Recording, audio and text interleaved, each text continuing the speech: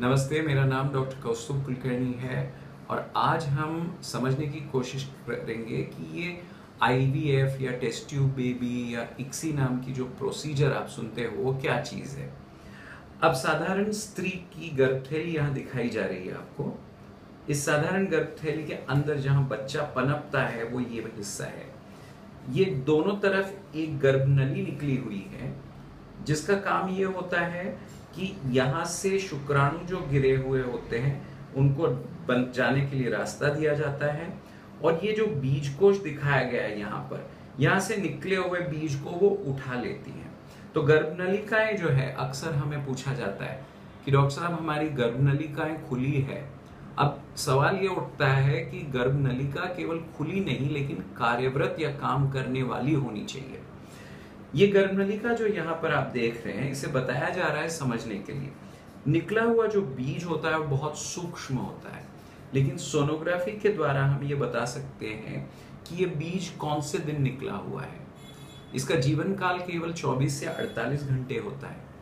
निकले हुए बीज को अगर ट्यूब ने ऊपर उठा नहीं लिया अपने अंदर तो उसका अंकुरीकरण होना असंभव है। निकले हुए शुक्राणु जो यहाँ से दूर तक पहुंचते हैं इनका काम इस रुके हुए बीज को फलित करना होता है। इस चित्र में आप देखेंगे कि ये जो बीज यहाँ फैल गया था ये यहाँ से ट्यूब के अंदर दाखिल हुआ है और ये 24 घंटे के लिए जीवित रहा है। यहाँ से आया हुआ एक स्पर्म जो बहुत सारे स्पर्म्स के साथ निकला हुआ था इस लंबी सफर पर, उसमें से एक जो लायक है वो एक बीज को अंकुरित करता है। ये अंकुरित बीज है, इसे एम्ब्रियो कहा जाता है अंग्रेजी में। ये एम्ब्रियो फिर धीरे धीरे गर्भनली से बढ़ता हुआ अपना जो सफर है वो तय करके यहाँ उसके 1 से लेकर 2 से लेकर 4 से लेकर 16 से इस तरह से गिनती होते जाती है और ये यहाँ पहुंचने पर अगले 8 या 10 दिन में अपना जो है वो डेरा जमा लेता है गर्भथैली के अंदर। ये जो आपको यहाँ दिख रहा है ये यहाँ पहुंचने के बाद इस अंदर की जो अपनी लाइनिंग है इसके अंदर अपनी जड़ें मजबूत करके फिर बढ़ने लगता है। इसे गर्भधारणा कहते हैं। ये हमारे ह्यूमन बीइंग्स में मतलब हम सारे जो हैं जीवित लोग, इन लोगों में ये जो है जब हो जाता है तो माहवार मिस कर जाती है स्त्री और उनमें गर्भ रह गया है, इसका संकेत हमें यूरिन प्रेगनेंसी टेस्ट से मिलता है। अब टेस्ट ट्यूब बेबी नाम की जो चीज है इसमें या तो ये पूरी क्रिया पूरी तरह से सफल नहीं होती। कई बहनों में जो है गर्भनलिकाएं बंद होती है, 1 या 2 या कार्यरत नहीं होती, या निकले हुए बीज का जो है यहाँ दाखिल होना असंभव होता है कई रोगों की वजह से। जैसे थैली जो है उसके आसपास जो है वो चिपका हुआ रोग, उसे एंडोमेट्रियोसिस ऐसा कहा जाता है।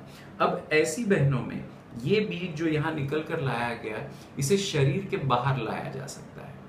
शरीर के बाहर लाने के बाद यही क्रिया जो अंकुर बनाने की थी वो शरीर के बाहर हो सकती है।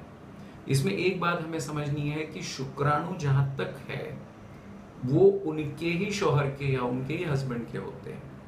अगर कोई खास कारण हो तो शुक्राणु जो है वो औरों के भी लिए जा सकते हैं, पर ये जरूरी नहीं है। तो काफी गलतफहमियां टेस्ट ट्यूब बेबी के बारे में है। टेस्ट ट्यूब बेबी का मतलब ये नहीं हुआ कि शुक्राणु उनके शौहर के नहीं हो सकता है। वो शुक्राणु बहुत कम हो, उनकी तादाद कम हो, उनकी ताकत कम हो, तो उनका इस्तेमाल एक सुई के द्वारा केवल एक शुक्राणु को लेकर हम एक बीज में छोड़ सकते हैं। इस प्रोसीजर को इक्सी कहा जाता है, intracytoplasmic sperm injection.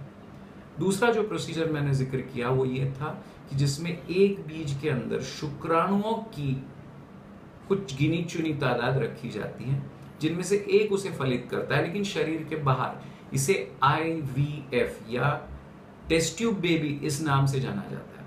Test tube baby ये केवल अखबारों में लिखा हुआ नाम है, ये कोई साइंटिफिक नाम नहीं। इस अंकुर को सीधे फिर गर्भथैली में रखा जाता है कुछ 2 या 3 दिन बाद या कई बार यहां तक बढ़ने पर, उसके पूरे 5 दिन का सफर तय करने पर इसे यहां रखा जाता है। अब क्या ये बढ़ेगा या नहीं, ये निर्भर है उसकी अपनी क्षमता, गर्भथैली का उसको मिला हुआ सपोर्ट जो दवाइयों के द्वारा दिया जाता है, और स्त्री की और पुरुष की उम्र पर। बहुत सारी चीजें, गलतफहमियां हैं जिसके बारे में हम बाद में खुलासा करते हैं। फिलहाल केवल ये समझ ले कि ये साइंस की बहुत बड़ी तरक्की है जिन बहनों में गर्भनलिकाएं बंद हो, एंडोमेट्रियोसिस नाम की बीमारी हो, ऑपरेशन से अगर मान लीजिएगा किसी कारणवश उनकी ट्यूब्स काम न करती हो या निकाली गई है, जिनको गर्भनली में गर्भ रहा है जिसकी वजह से ट्यूब निकाली गई, इनको भी बच्चा हो सकता है।